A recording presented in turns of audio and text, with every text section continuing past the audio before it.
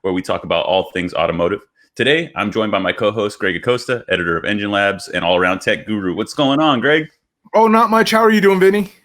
I'm doing well, man. Doing well. Just working, and I'm glad that we have some time to set aside to do the show. We're on episode 8. It's pretty exciting, man. That's cool. Yeah, for sure. It's been a fun week. Like, I don't know if people are following Engine Labs, which of course you all are, right?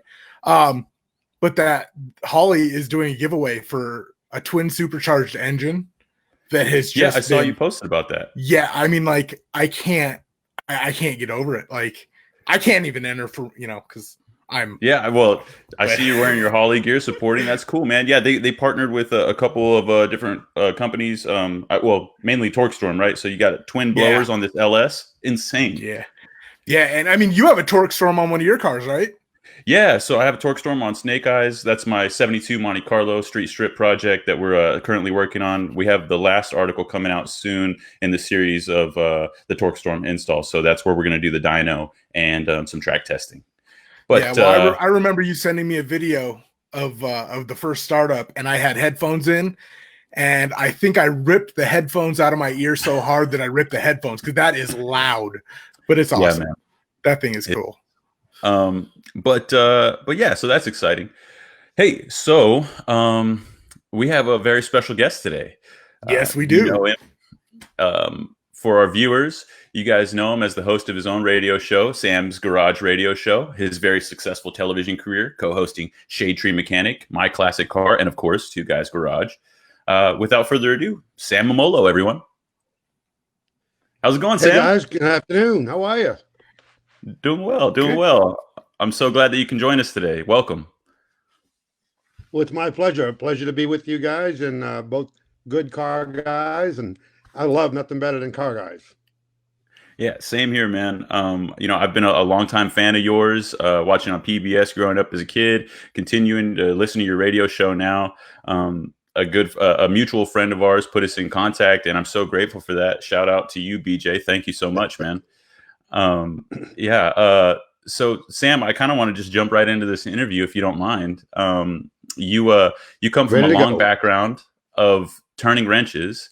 I'm curious, as someone who is an ASE certified mechanic, how difficult was it to break into this multimedia career that you've had and found so much success in? And what was that process like? Well, it was one of these things I didn't set out to do. This all kind of happened by accident. I've started turning wrenches when I was 13 years old. I lived in the city of Boston in the Italian ethnic section. I worked at the local gas station, pumping gas, checking oil, cleaning windows. And then, I started changing tires, and then before you know it, brake shoes, because they didn't have pad back then. Oil changes. And the guy I worked for, a little Italian guy named Al Tedisco, taught me tune-up. And my career progressed from there. I mechanicked most of my life. I went to a tech school, and I was ASE certified when it was NIASE back in 1975. I got my double gears, and I just got into radio on a fluke. I was doing radio, excuse me, before television, at a local radio station in Atlanta, WGST. It was a big talker, the second biggest talk station in the city. And they wanted a guy who could talk to consumers, tell them about their cars. And, through a friend who was a producer, I got the job. So that's what I was doing. I had my own shop, and I was doing, radio, where it was a call-in show, giving people advice. And then one day I got a call from somebody that said, we're doing a TV show. And that was Dave Bowman, my co-host on Shadetree Mechanic. They had put the whole deal together. I would love to take credit for it because, as you know, it became a cult show. But I was the Johnny-come-lately. This person called me, and the next thing I know, I went up and talked to them, and they said, can you fix cars? I said, yep. Can you talk to people? I said, yep. Bang. Dave and I were thrown together, and we did our first TV show, Shadetree Mechanic, which aired on the Nashville network, TNN. And that was back in, that first show aired in October of 92. So Sam, I'm curious. You said that the impetus of the show was not your own, but I'm curious. Once you came on and you became an integral part of the show as a co-host, um, did you have any creative input after that? At that point? I'll tell you a funny story. I'm not talking out of school here, but they were an excellent production company. Sometimes you do things, and if you do it by luck, it's a lot better than by skill or choice. Cinetel Productions produced Shadetree Mechanic, which, by the way, we went for 8 years, 190 episodes. But they were very good at what they did, and they were a very structured company. And all their shows, they had writers. So when I got there, they hadn't done the first show yet. Dave cut a little pilot, but they had this guy. I don't remember. The first name was Roger, and he was going to be the writer. I'm new to this, so I have no say. I don't have any idea what's going on. Well, they give us not a script, but an outline, because we're not TV guys that can remember a script. That takes talent. I don't have any talent. So, well, they give us the first show, and I'm reading it, and I'm going, well, this isn't right, and this isn't right. So the director's looking at me, and he goes, "What the hell are you talking about?" I said, "This isn't right." And he said, "Well, that's our outline. You got to follow it." I said, "Hold it, Kimasabi. You pay me to be talent on this TV show. You don't pay me to look stupid and do the wrong thing. You can't do that." So anyway, we altered things. And then we did, we would do like only 2 or 3 shows a week, come back in a few weeks, do 2 or 3 more. By the time we got to show number 5, the director was like up to here with Sam saying, "This isn't going to work. This isn't going to work." He got angry. He didn't like me anyway. I'll be honest with you. And that's okay. So he said to me, "Do you think you can do any better?" And I said, "If I was blindfolded and had one hand behind my back, yeah." So in answer to your question, that's a long way to get to. I wrote all the shows from episode 5 to episode 190. And when I say I wrote them, we didn't do any scripting. We weren't that smart. We did an outline. This is what we're going to do. And I was responsible for all the technical content. It turns out this guy that was the writer was literally going to a library, opening up a automotive book and copying it. And well, luckily you guys only had to do 5 episodes. Yeah, the only time I ever saw the guy was lunchtime. He would show up in the set, because this was a nice deal. They catered it well. So when we went to lunch, Roger would show up, eat lunch, and then never saw him again. You gotta take advantage of craft services there, Well, they had pretty fair craft services, I got to tell you. So, some of the best. Sam, I hope that craft services won't sway your answer to my next question, but my next question was going to be, did you enjoy radio or television more? And I guess that's still my next question. It's like radio's a lot of fun. It's really, I've done it now. I've been on air since 1988. So you do the math, over 30 years. It's become a hobby. I have a relationship with my audience because I've had uninterrupted broadcasting. Even if I've moved from station to station, I've been pretty lucky. Formed my own syndicated show in 1994, but I was doing local radio in Atlanta prior to doing television. So TV is a lot of work, a lot of prep, a lot of getting things ready. And then, you got a lot of masters to please. You got a producer, a director, an executive producer. And everybody's got their own input.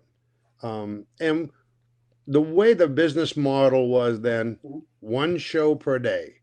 So Dave and I used to be there pretty early, 7 o'clock in the morning. They were putting makeup on and prepping us, Yeah, I actually had a makeup girl that would come up and say, "Ooh, you got dirt in your face." I said, "I'm putting a clutch in a Corvette." You can't have dirt in your face,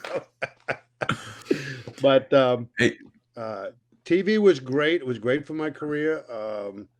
I loved everything about it, but it was a lot more work. Radio, I have a little prep during the week, producing some commercials, talking to the clients. But basically, I sit down at a microphone on Saturday morning, and for 3 hours, we talk to our friends and listeners.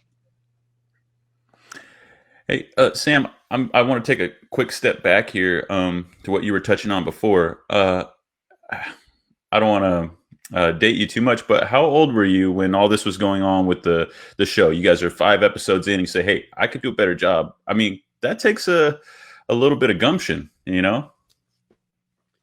Well, actually, it didn't take a lot of gumption. I mean, the writer was terrible. Dave was, a good mechanic. Dave has a good background.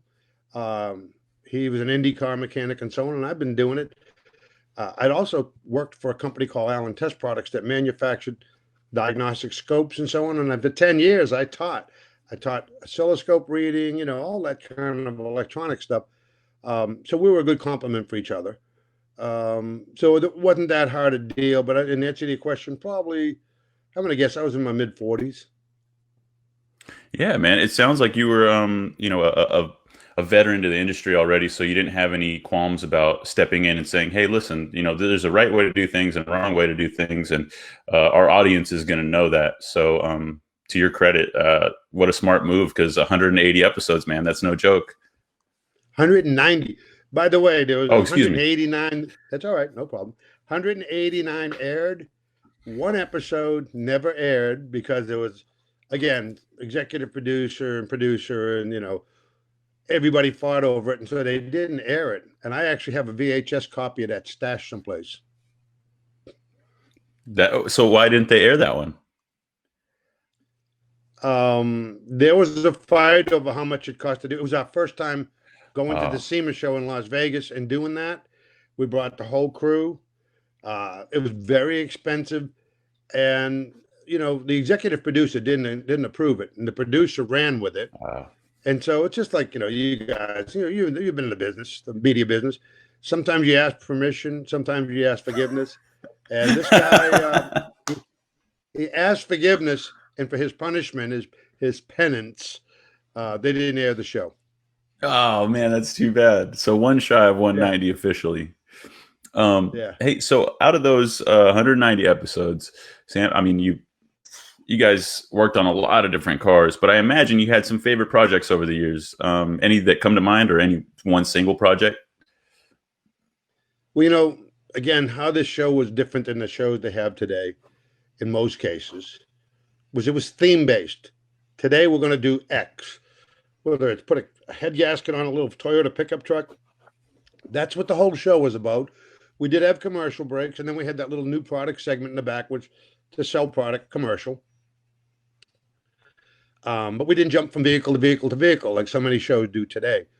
So my favorite shows were, working with Mickey Lauria from Total Performance in Wallingford, Connecticut, who's retired now. He was the T-Bucket King. When we built that T-Bucket on Shadetree Mechanic, we did multiple episodes, and we had a lot of help. When Mark Campbell, God rest his soul, when he was alive, he ran, the place in Mena, Arkansas. Got my mind just went blank. But he did all the fuel injection units and the alternators. And everybody knows who I'm talking about. And then low car, we used their low car shifter and cables and that kind of stuff. But they had a shop, and they're located in Knoxville, and that's where we shot Shadetree Mechanic in Knoxville. So we used their shop, although that car had gone to Arkansas to get work done on it. The body went to Connecticut to get paint, upholstery, but that put us on the map. And again, the network experts going, we can't have these shows have to be standalone. That was their criteria. So when we said we're going to do a series of shows and do a nice build, no, that isn't going to work. They got to be standalone. That seems to be the standard now. That's interesting. Well, yeah, it's funny because I'm leading up to my truck here. When there was, no, we're not going to do that. They got to stand alone, blah, blah, blah. We fought the fight and we won. Well, then it aired. And of course, it was all their idea. What a wonderful idea we had running this whole series of shows. And I've always been, my dad taught me, never worry about getting the credit. If you get the job done, who cares about getting the credit? So then they came back to us and said, we need another series of shows on a build. So I said, well, the hardest thing back then was the fat fended trucks. And I just happened to have that yellow 54 that I had was box stock when we started. I mean, Oh, it cool. hadn't Here we had go. We anything got a changed. picture of it. Yeah, there it is, Good completed. Very Lord. smooth. No radical, no chop top. Just smooth it out. Tucked in the bumpers a little bit. Made the valances a little smaller. But it was a chassis up build, and I spent a lot of time, like the money and time I spent on the chassis. That's the original 1954 Chevrolet chassis. I could have bought for what I had in that. I could have bought a chassis. There's the white interior, leather interior. I could have bought, somebody's already built chassis, but the character in the stampings in there and stuff, I wanted that. That's good, and I did it tilt column, low car shifter and pedals. Got a nice set of gauges, and you can see under the dash, the gentleman that did most of the body, and he built that panel under the dash to house the air conditioner outlets and the switches and stuff. And again, it looked like it was factory. Yeah, that's fantastic, Sam. Yeah. Man, I'm just in awe of that product. The engine was the best part of that. The engine was the best part of that project. There you go. That was a GM Performance V8 350. But that was an Inglese induction setup with 4 double downdraft Webers, which is essentially 8 carburetors sharing 4 float bowls. They had these special Maserati valve covers that fit on the small block with the chrome acorn nuts. And, Straight and Performance, that's Mark Campbell's place. That's all his alternator and the adjuster bars and the complete serpentine setup. And the truck had heat and air, power steering, power disc brakes, 9-inch Ford rear end. It had a 700 overdrive transmission, and it was an awesome truck. How many episodes was this truck featured in? 8 episodes. And it was funny because we didn't get it finished on the 7th episode, which was coming to the end of the season. So it was actually completed in the next season. We did 26 episodes a year. And if you take that, it repeats. We would air 13 original shows, then repeat those 13 while the next 13 were in progress. That gave you 52 weeks of programming.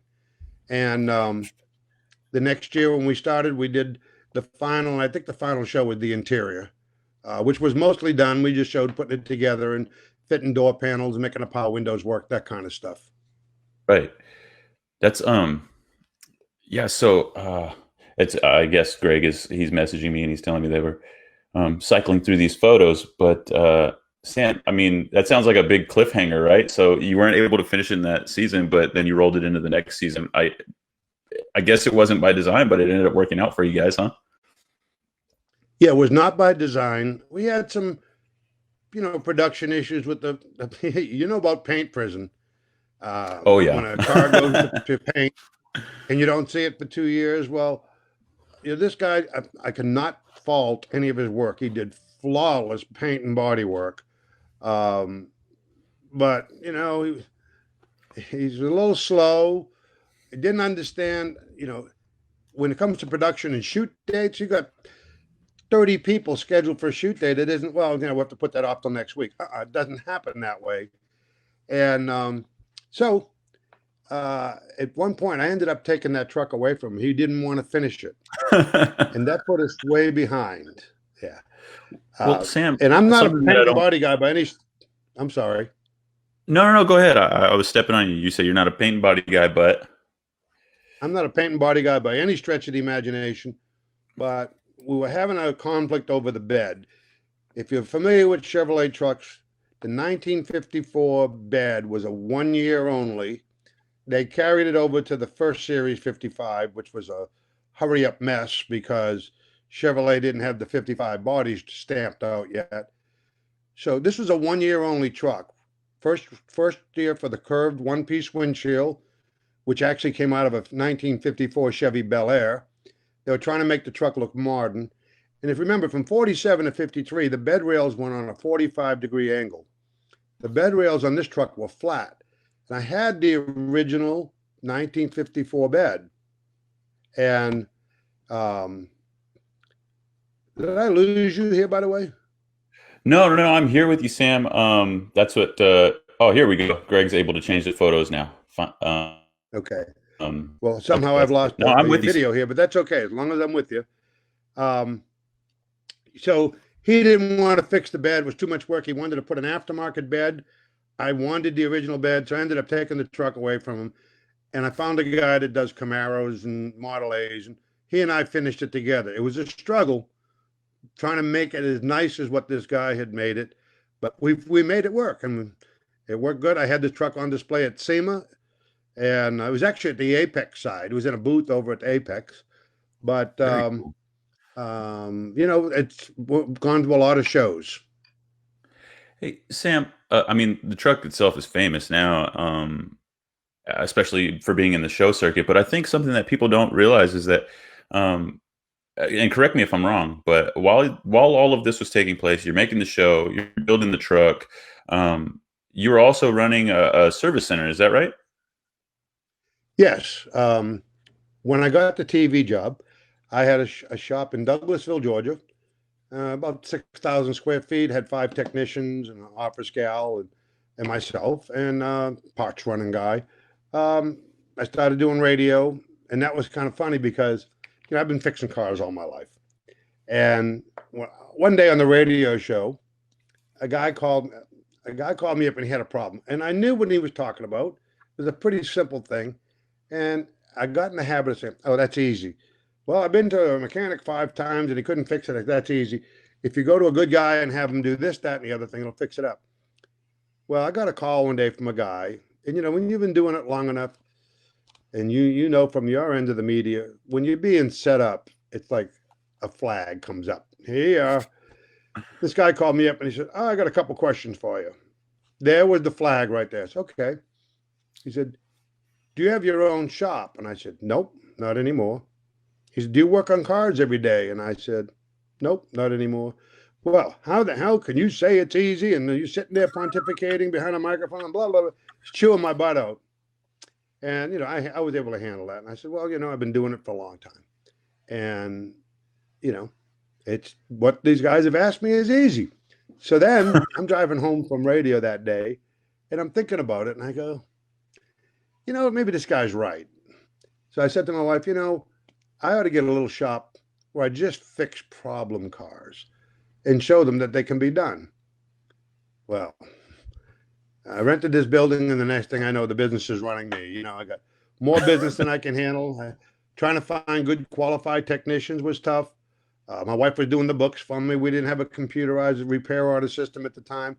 We opened up in 1988, if I remember right. But anyway, so now I'm able to go back on air. And that worked out great because when somebody would call me with some deep dark problem, I said, well, if you want to bring it to my shop, I'll fix it. And people would come to the shop and I'd say, okay, now here's the deal. I'll try to fix your car. And I'm going to give you the right price on it. It's going to be very reasonable, but nothing comes without a hook. Okay. What you have to do then is call me on air and say, I went to the dealer 12 times, couldn't get the car fixed. I went to Sam and he fixed it. All I wanted was a validator, Dude, it wasn't an ego thing. No. I mean, that's a insanely savvy marketing, and that's just a genius ploy from a business perspective, and branding as well. To your point, that's awesome, Sam. Yeah, and it so it worked well.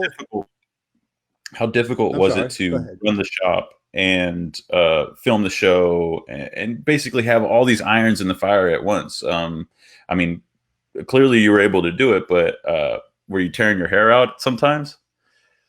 Oh yeah. Well, it was pretty brutal. One of the things was I'm pretty good at what I do, and the things I should be good at, I'm not like a delegator. I don't delegate well. I'm not much of a manager.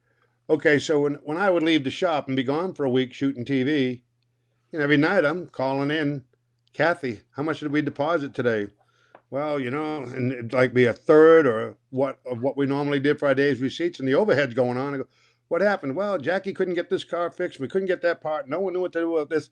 So when I got back usually I was gone Monday through Thursday night. I came back Friday. Well, Friday, other than the time I spent on radio on Saturday or Sunday, depending what day that show was on then, I was in my shop playing catch up, fixing cars. So my wife came to me and she said, I know you love what you do, but radio, TV, your shop, you got to kill yourself. She said, one of them's got to go. So I thought, what is the most fun and what is the least fun? I mean, if you've ever dealt with the public, having a repair shop is a challenge. I wouldn't do it again for all the tea in China. So I said, well, I had the opportunity to sell my shop. One of the guys that came to work for me was a very good technician. He was crazy, but he was one of the best technicians I ever run across.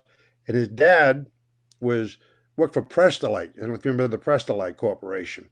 Well, they closed the plant. He was 57 years old, got a golden parachute, and they always wanted their own shop. And his dad walked in one day as I was contemplating selling the shop, and he said, I'd like to buy this place. I said, sit down. I'll make you a deal. Yeah, talk about business savvy. No, that's good. Sam, I kind of want to shift gears here a little bit and ask you about something. Obviously, the landscape has changed for people working in the media, right? So in the last 10 years or so, we've seen the rise of social media with things like YouTube and Instagram. It seems easier than ever to produce content for the enthusiast. If you were to, I guess, give advice to someone who's thinking of breaking into media, who's also an enthusiast, what would it be? And do you think it's still possible to have the upward trajectory you experienced, or is the market flooded? I really can't answer if the market's flooded. There are a lot of shows, but there are a lot of places looking for content.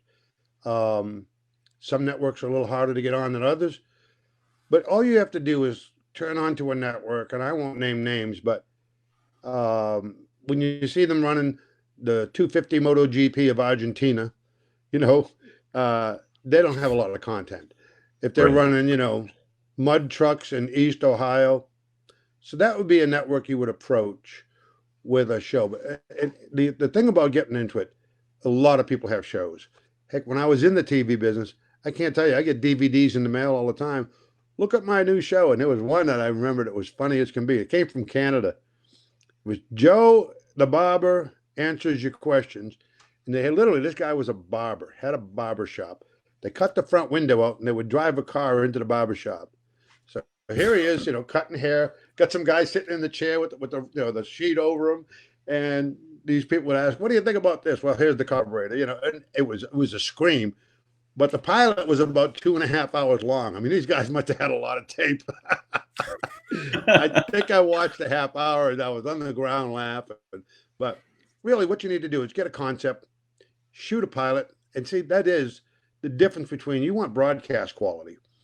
When I was starting out, you had a $100,000 Ikegami camera. You had to have 12K lighting. That was all on beta tape. And then you had to have a $30,000 beta deck and a linear editor to edit it. I mean, it was unbelievable. Now you can do it with a cell phone. A cell phone you can get 4K on a cell phone today. Well, to your point, Sam, I mean, it sounds like, speaking to you and watching your show and listening to your radio show, you clearly know what you're talking about. This comes from a lifetime of experience, and you can't fake that. So I guess my question is, would that be your suggestion for people, rather than a gimmick base, to build upon real experience, or is there room for both? There's no substitute for knowledge. And let me go back and start over. I've been screaming this since I started. I think it's what made our show pretty successful with Shadetree Mechanic. And to this day, we're talking about a show that was 25 plus years ago. I run into people that tell me how much I influenced them, which blows me away. We tried to teach in every episode, not just throw stuff at you, but actually teach. And when I was out of my area of expertise, we would have a guest on that had expertise. Like, I had never put a Mustang 2 front end in a truck before, which everybody uses. And it was my truck. So we went with Gary Height because he was a sponsor in the show when Gary owned Height's Hot Rod Shop. We got Gary in, and on the TV show, We put the front end in. Gary showed us exactly how to get it square and true and let him weld it. This is the guy that invented it. So the knowledge was coming from somebody that really knew, not something we read in a book. But what I've always found out, because I'm very accessible. I go to car shows all the time. I was just in Panama City, Florida, with Dennis Gage and Stacy David, and we had a ball. I was doing electrical seminars down there at the Emerald Coast Cruising Show. But anyway, talking to all these guys, what they want is content and help. So you want to have good content. Now, that's what the viewers want, and that's what makes your show popular. To get on a network, it's the same old thing. Follow the money. You got to have something that sponsors are going to want to invest in. You know, we were lucky. We were the first show. It was the first platform of a how-to car show, and people flocked to us. How do I get on this? Show my low car shifter. Show my Holley fuel injection, you know? So I guess the takeaway would be you can't fake legitimacy. So it pays to have the right people involved when it's time to educate our audience, but you can't put a price on entertaining an audience as well. Exactly. And this is like the advice I give to Sam Memmolo that's still doing Sam's Garage Show on the Motor Trend Network, which was just changed from, Velocity. Just be yourself. He's a good kid, and he's real sharp. He's very smart, but he's trying to be a badass. I said, just be yourself. You got to be humble. And, like, for example, I watched a few things, and I try to give him constructive criticism. And he's got a big ego, so it's a little tough. But like, I would never say, let me show you how to do this. I would say, let me show you how I do this. Okay? Because you might be doing it at home a better and smarter way than I'm doing it. And if I'm going to show you my way, you think I'm dumb. Let me show you how I do it. You can sit at home and say, hey, that's a great idea. Or you could also say, that poor guy, he's working too hard for what he's accomplishing. But I didn't tell you how to do it. I tell you how I did it. No, that's genius, Sam. That's so, I mean, it sounds like one of those things that's so simple, like, well, yeah, of course you would phrase it that way. And I think Greg can attest to this more than I can, especially when we did our LS versus Coyote segments on Engine Labs. We got so many comments in the sections, like telling us how they would do it, right? And maybe if phrased correctly, like you're saying, then you can circumvent that. Well, you can circumvent it, and also, again, what I always tell Sam is and this, I don't care what you do, whether it's automotive or not. Be humble, be open for suggestions, be yourself, and smile at people. Always be their friend. People just get drawn in if you include them. One of Sam's things that he has, and I'm trying to break him up. Hey, you guys at home. Well, there's a lot of gals in this business. Okay, a lot of gals, and you just keep saying guys, and you're going to alienate a good percentage of your audience. So if you don't want to say guys and gals, I used to always say, hey, boys and girls. I got yelled at for that, but you folks at home, so it's genderless. Yeah, the landscape is ever changing, and in order to stay in front of it, we have to make adjustments, and that's one of those things, right? You touched on this a moment ago, Sam. The focus of your show currently, right? Your radio show now. What, I guess, if you had to categorize it, what's the main focus right now? You said you want to help people, and I guess for our people who are uninitiated, people who might not have listened to your radio show, they've seen you on TV, but they might not have listened to your radio show. What can you give them a rundown on that? Sure. Think of it as WebMD. We don't have a topic. The audience sets the topic. We're there to answer questions, direct them to the best places to get their car fixed, what parts to use, all the different options they need to get themselves in and out of trouble. So it's like I open the show and say, tell them who our sponsors are. We do a little thing in the head of the show. Sam's Garage is brought to you by, list a few people. That's called our opening billboards. And then, our toll-free number is 800-355-3597, and they call in. And it could be, Josh from Minnesota calling about his John Deere combine, because I have a lot of stations in the heartland. And there's a lot of things to learn. You got to learn how people live. Again, Sam has lived in Los Angeles and Atlanta, 2 places in his whole life. I've been all over this country. I traveled a lot. He he would say, "Oh, just run down to your Ford dealer and get this XYZ and have them bolted on." Well, some people are 100 to 150 miles from a Ford dealer, so they're not running to the Ford dealer without a 2-day operation where they take mama to town. They go to the Ford dealer. They got a hotel room. They go shopping, take her out to eat. The next day, they pick up the truck or car and go back to the farm. And you have to understand that the other thing is, and I see this with companies, big companies, that advertise on television and say, hey, if you want some of this, it's www dot and give their website and no 800 number. Do you know how many people in rural areas don't have access to the internet? Period. No, it's a fact. So, yeah. And when I'm trying to give somebody a rundown, do you have access to the internet? And you'd be surprised how many times, well, no. And then I would tell them, well, listen, that's fine. But you can go to your local library. They should have it. And the librarian would be glad to help you out. If you bring her this URL or this, whatever, or they can do a Google search for this. And they'd be surprised that can't do it now because the libraries are closed, and all this, with all this stuff going on. But you have to understand how people live. But again, farmers, ranchers, people are working hard and they're in the hinterlands. They're trying to fix their car themselves. And if they don't have equipment today, it's impossible, but we give them some tips. So it's all audience-driven topics, So we have a good time with that. Definitely, Sam. I love the show. One more time, where can people tune in, when and where, and what's that number again? Okay, the toll-free number is 800-355-3597. We have affiliates in, Georgia, Florida, Washington State, Idaho.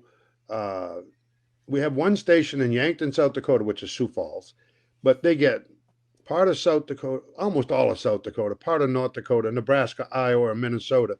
And then we have a station in Chippewa Falls, WOGO, home of the best muscle car restorations, John Balo and those guys. I don't know if you know them, but they do killer work. And but we stream this. When I say we, a lot of radio stations stream our show. So you go to our website, which is shadetreemechanic.com or samsgarage.com, takes you to the same place. On the homepage, there's a microphone icon. Click on that. It takes you to the second page, and we have archive podcasts, and we also have Listen Live. We're on from 9 to noon on Saturday morning, Eastern time. And they can just go to one of those stations that's streaming. And if they've got enough internet, they'll be able to listen to the show. Definitely, Sam. For our viewers and listeners who are tuning in, and you want to access that compendium of shows, like Sam said, go to the website. I was just listening to a bunch yesterday in preparation for our show. Fantastic stuff. You can listen to all the episodes that are there. So check it out. Greg and I will drop a comment in the comment section below with the phone number to call in and the link to the website. So check that out. Sam, right. You recently had a good buddy of mine on the show, Bobby Kimbrough, aka BJ, editor of One Dirt magazine. What'd you guys talk about on that show? And I believe you have some interesting stories to tell us. And he would kill me if I didn't ask about him. So, well, he's a great guy, and we try to stay in touch. In fact, I went out to LA and to visit a friend out in Riverside, and we hooked up with Bobby, who's from Temecula, and we went down to the March Air Force Base Museum and spent a day there.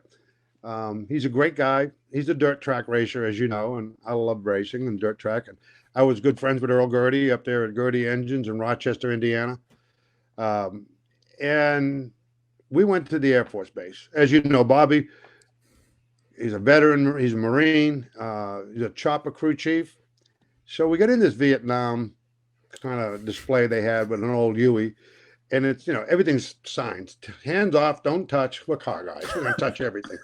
We're opening compartments and this and that. And I think we were being frowned upon, but Then we got inside. It's almost, if you've been there, it's almost all outdoors. But there is things in the museum. So we're in there, and I don't know. I guess when we were in the Blackbird and started flipping switches, we were being escorted towards the door. Now, I just want to jump in real quick and clarify something you just said. Okay. For anybody who hasn't been there, that is, when he says Blackbird, it is a legitimate SR-71 at March Air Museum. I mean, so they're inside of an SR-71 flipping switches. I want to express the gravity of the situation there. That is a national treasure that they are flipping switches on. Now I'll let you have it back. I just wanted to show them how to fly it. And, I'm a half-baked pilot myself, but anyway, we were getting escorted towards the door, and it was pretty funny. When one of the guys working there said, "Wait a minute, I know you. You're the Shadetree mechanic." I said, "Yeah, well, that was it. We could flip all the switches we want. I had a fan." And I think it saved us all from being incarcerated. That's fantastic. I love it. I was going to say, I think you just incriminated yourself as the mastermind behind this whole operation, Sam, but it sounded like it worked out for you guys. We had a fun day. We took a lot of pictures together. In fact, I just posted some pictures on my Facebook page because every week I put in that Sam's Garage is here to serve you during this pandemic. We are practicing all the guidelines. I'm doing it from a remote location. And that's why I was a little late getting here. The phone line that I normally use for my equipment, the communications, they've done some damage to it doing pipeline work. So I had to find an alternative location. And I didn't know for sure the equipment I had would work on voice over IP, but it does. It works great. I was at a friend's house this morning. So he's going to allow me to be into his home at 7 o'clock tomorrow morning, Central Time. And, spend 3.5, 4 hours in his living room drinking coffee and talking to my listeners. Yeah, man, that's fantastic. Speaking of your listeners, Sam, before we let you go, what are you currently working on? When's the next show? And do you have any parting shots for our listeners and viewers? Well, like I said, my radio show, it's a continuing thing. We run out of time, we go back next week. And it doesn't end there. You know, we don't know the answer to everything. But because of my experience in the industry, I have lots of friends that know their stuff. So I just call them and say, hey, a guy called me with this problem. I research during the week. I do service bulletin checking and so on. And then I will either email or call we get the phone numbers and emails from listeners if they're willing to give it to us so I can research and get back to them. I've mailed tools to guys. We do a lot of things to help people, and it's a great service. And the reason we do that is we just want to help people. And the affiliates love it because they're providing a service for their listening audience, and that makes them heroes. So it's a win-win-win. And so every week it's the same old, but every week it's different. There you go. Ladies and gentlemen, tune into the show. It's been a pleasure speaking with you, Sam. Check out the backlog of all the episodes that he has online on his website, shadetreemechanic.com. And Sam, thank you so much again for coming on the show and speaking with us, giving some advice to any would-be media professionals in the future, and expounding upon such a great, successful, lengthy career that you've had. Thank you. My pleasure. It's fun being with you guys. Anytime you need me, call me. If I can do it, I'll be glad to be on board.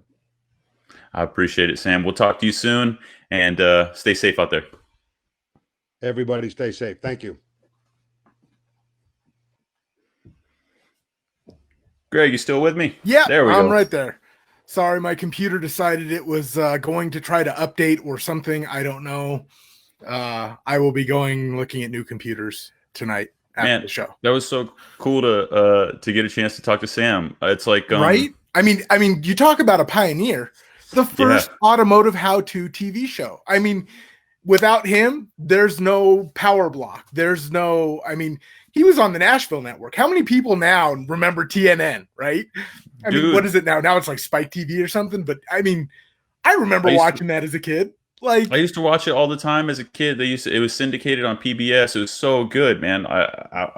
It it was like the only automotive content on TV that I could really watch, right? And then that gave way later to like shows like Stacey David's Gears, and a huge fan. And then I mean, to some extent, I would imagine Discovery Channel, like Jesse James Monster Garage and all that stuff. None of that would have existed without Sam and and Shadetree Mechanic. Man, it's so cool. It was like surreal to speak to him. I got a chance to meet and speak with Stacey David at length last year, and I was a big fan of his growing up. I mean, all through high school, I used to watch his stuff on Spike.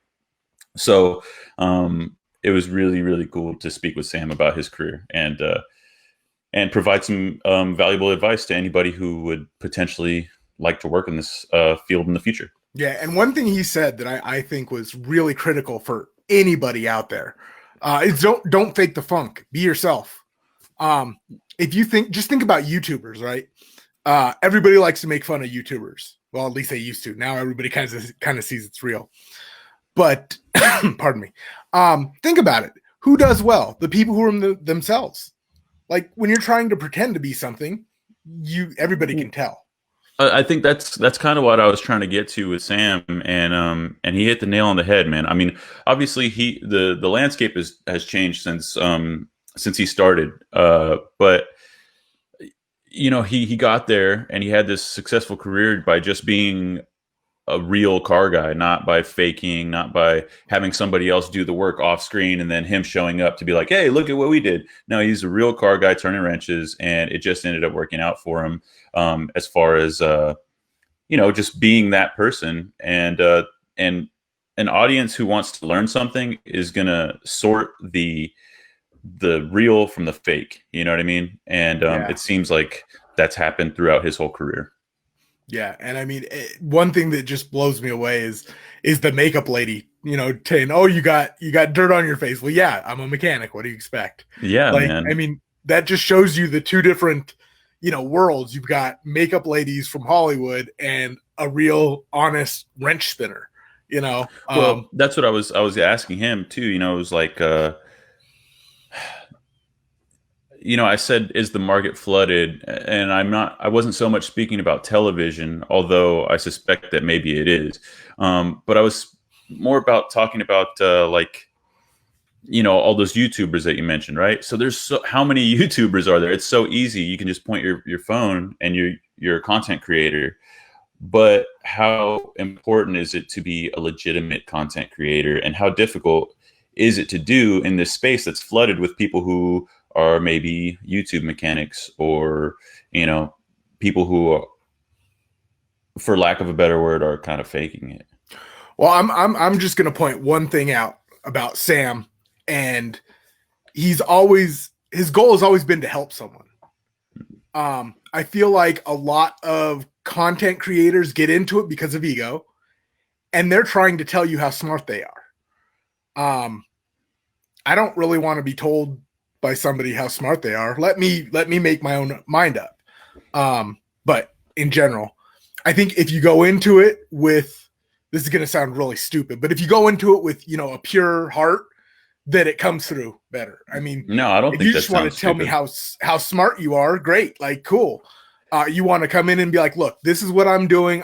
Maybe this will help you. If not, whatever. But well, one of the key takeaways that I got from Sam was, and it's so simple and yet genius, was how he leads with a certain phrase rather than something else. He says, this is how I do it. You know what I mean? That's It's not so much like an ego thing, to your point. It's more about, hey, this is one way to do it. You know what I mean?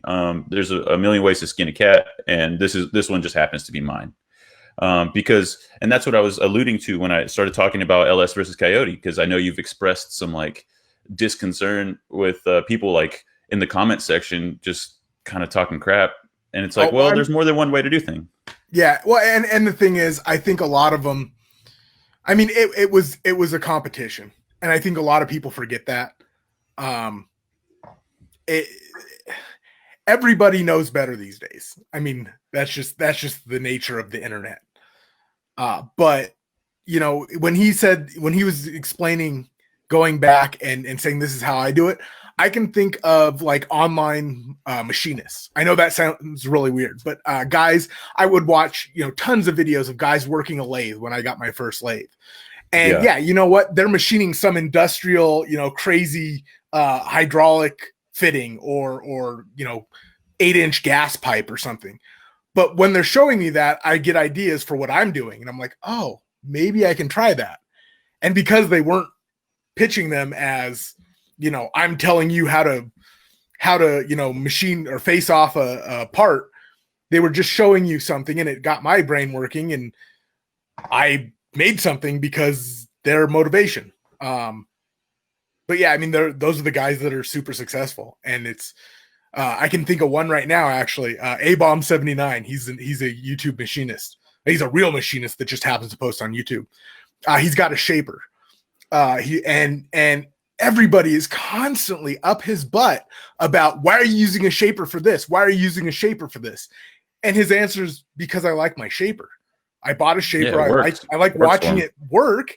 Like, why not? Yeah, you could mill this part, you could do whatever.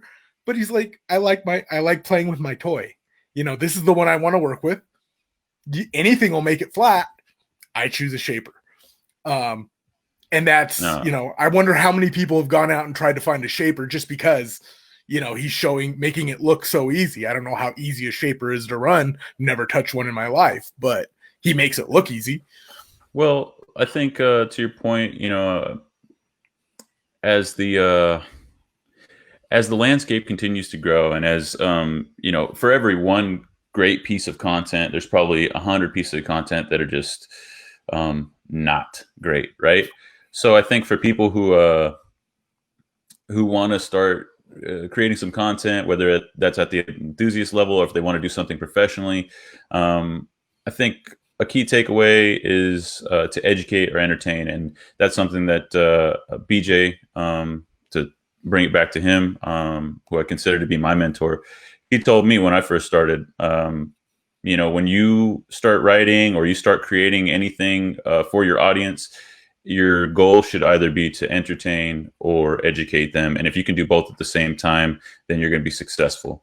And I think if we can leave our audience with that, we will be doing them a service. So yes, I agree. You guys heard it. Greg, do you have anything to part with before we let our audience go? If you're bored and want something just to make you smile, really, go to enginelabs.com right now. There's a guy who's making a short block out of plexiglass. No, it's not running, like, before anybody loses their mind. But I seriously, it's one of the coolest things I've seen all week. I mean, it blows me away with how proficient he is with plexiglass. And the there's dude also he has a sick all-wheel drive Cutlass. Mm-hmm. Yeah, I mean, the dude can build stuff, right? Yeah. But I mean, plexiglass is not something easy to work with, but it's his system. I mean, it's awesome. And I really want to ask him to build me one, but I'm afraid of how much it costs because I see how thick that plexi is. I don't know if you've priced out plexiglass. It is not cheap. But yeah, I mean, that'll put a smile on your face, and it's something fun to read about and watch because there's a video. So yeah, I'd say that's probably the highlight of the week for me. So everybody, you heard him. Go check out enginelabs.com. You can check out that article and many more. And I believe Greg's going to be following that build as it progresses. And I think there's some video content that goes along with that as well. Speaking of video, also check out streetmusclemag.com. We constantly have new stuff going up. We know that things are kind of crazy right now, and we won't comment too much on that, but we're still running full tilt. So there's new articles, new content going up every day on all of our sites through Power Auto Media, whether that's Street Muscle, LSX, Engine Labs, One Dirt, any of our many, many titles. Please check them out. Follow their Facebook page, subscribe to our newsletter, and you'll be able to check us out on our next episode with our next special guest, Friday, this time, noon to around 1, every Friday. You guys know where to find us. Street Muscle Mag, Facebook page. Engine Labs Facebook page. The party don't stop. Every Friday, noon. Follow us and drop a comment in the comment section and let us know who you want to see on the show, who we should have, who we should reach out to, and what we should talk about. With that, I'm Vinny Costa. That's Greg Acosta. And this has been the RodCAST. Later, guys.